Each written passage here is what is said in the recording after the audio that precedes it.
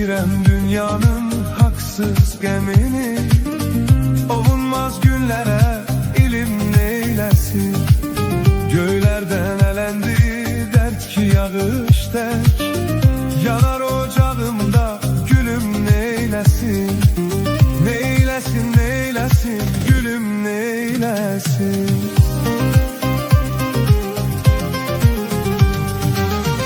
Yağan yağışlara isindi ahım. Çekildi özüne çekildi ruhum.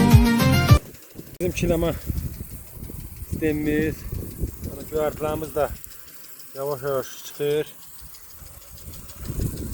Çileme sistemi de böyle. Demek olar ki bu üzümlerimiz yavaş yavaş yarpaqlayır. Bu da bizim korkuşmalarımız dediğimiz kimi. Yani bunları koymayacağım ki daha kurusun. 90 gün yok, 80 gün her gün nem saxlayacağım dibin. Görək qismət olsa necə çıxacaq. Baxın görünür ya görünmür. Vay vay vay ıslandım. Çiləmə. Vay gene ıslandım.